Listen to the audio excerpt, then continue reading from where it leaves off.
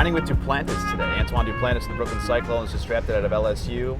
We have come to know him as a monstrous foodie, so we have taken him to the best spot we can find here in Coney Island. We're at L&B Spumoni Gardens.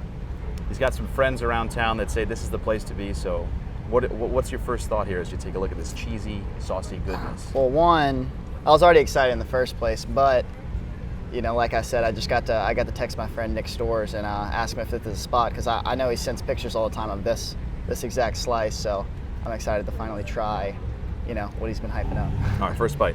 Let's see what you got here. Our friends do rating games in other places, so you can do the same if you like.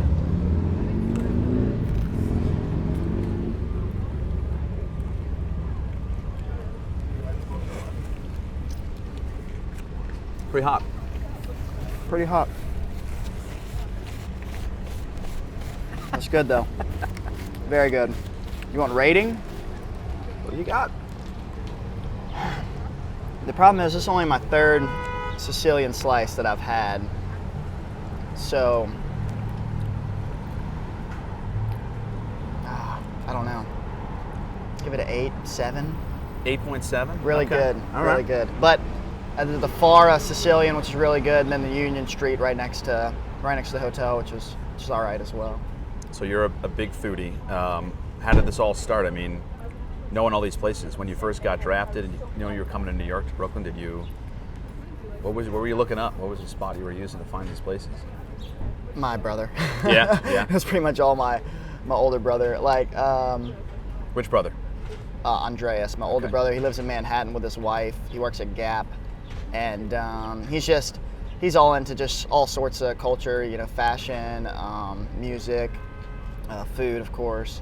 And you know, when I first got here, I sent him the hotel where I'm at, and right when I sent him, he sent me like 3 or 4 places right next to the hotel that I should try: Pig Beach, Ample Hills, the ice cream place, Aldila, the Yes. northern Italian place, and I think that's about it for right there. And then I came last year with my girlfriend, and we had tried a few places that I wanted to go back to, like Joe's Shanghai, and they have one in Chinatown. It's just obviously whatever Chinese food, but and you know, I'm still wanting to try more places, because I mean there's, you know, not infinite, but there's a lot, too much to be able to experience everything.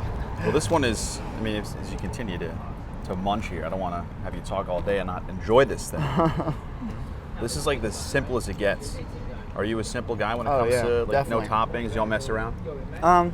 Yeah, I'm not a big toppings guy, and that's kind of how I rate my pizzas, especially like in Baton Rouge. There's some places that have good pizzas, but you have to get like all the special toppings on it. But I'm more just like pepperoni. If it has a good pepperoni pizza, like if they could do that, then it's good. So.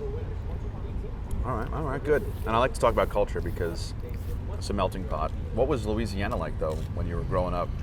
Was it bland and boring? Everything outside of here we think is bland and boring, but what was it really like to eat and walk around? What were the people like from Lafayette? Yeah, it's different, and I think the coolest thing about Lafayette and Louisiana in general, especially the South, is just that a lot of the best food that you're gonna get is not from like restaurants. You know, obviously there's some really good restaurants and stuff like that, but you know, every time you go to you have a baseball tournament and one of the dads is cooking jambalaya, a big pot for everybody, or pastalaya, or somebody wants to cook a big gumbo for everybody, or somebody's having a crawfish boil. I think that's the coolest part. It's like that. A lot of times I feel like, you know, they have that thing where they're cooking, and not only is it, you know, good food that you're eating, but it's bringing people together, and it's almost like a social event, especially crawfish. It's like a party, you know, like you're just there to like talk to people and then eat while you're doing it. So Yeah, you crushing fish and shells and breaking crabs and things Yeah. like that. It's a mess, right? yeah.